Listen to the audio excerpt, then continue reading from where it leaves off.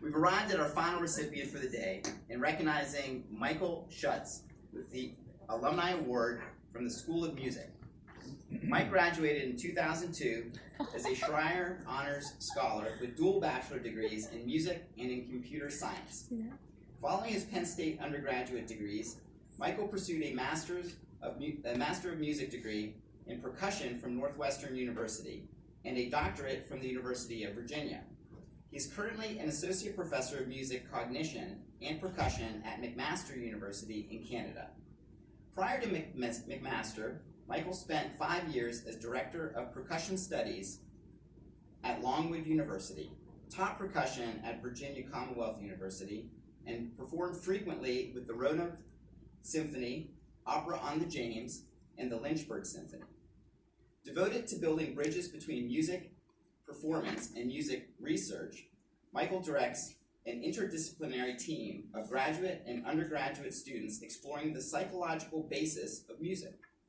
His work on percussion has also been featured in multiple textbooks on music cognition and cognitive psychology. He has received awards for his work connecting music, perception, and performance, and is a popular speaker, guest artist, and clinician. I will also add a brief advertisement here that Michael will be performing this evening with the percussion ensemble in the recital hall starting at 7:30. You don't want to miss this. Michael, it is with great pleasure that we present this award to you in recognition of your outstanding work, and thank you for returning to Penn State.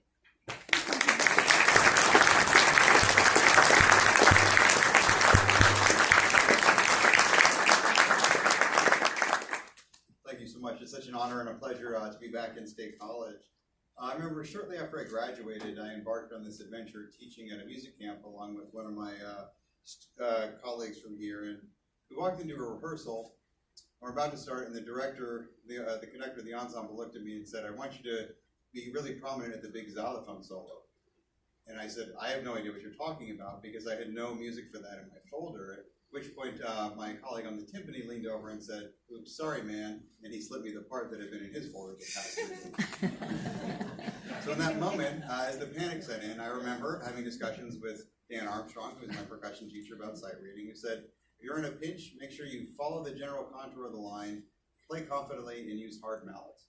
It was great advice. I managed to get through without being fired, and it was the first of many times when I've reflected on how grateful I am to have had this wonderful, broad-based musical education here at Penn State.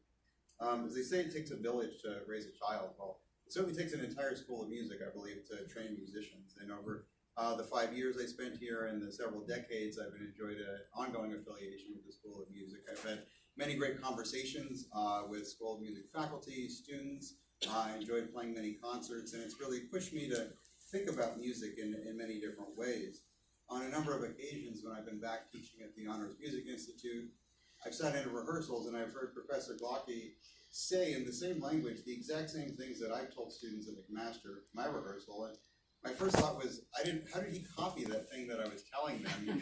Before I finally realized, oh, I guess there's so many things I've learned from the School of Music here and forgotten where I had learned them from that have just pervaded everything that I'm doing now as a musician. So I'd just like to say thanks to all the School of Music faculty, also the faculty I worked with in computer science, and the Schreyer Honors College, who was instrumental in indulging this crazy idea I had to study music performance along with computing and some other things. Also, my parents, who shared their love of Penn State with me from a very early age, particularly the creamery, which seems to be the focal point of most of our visits to campus.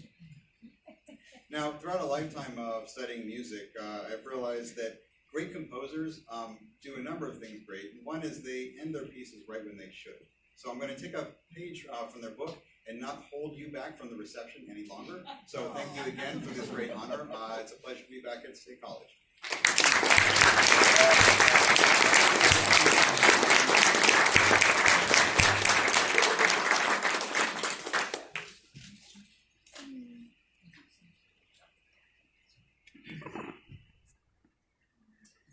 This concludes the formal part of our program. In closing, I'd like to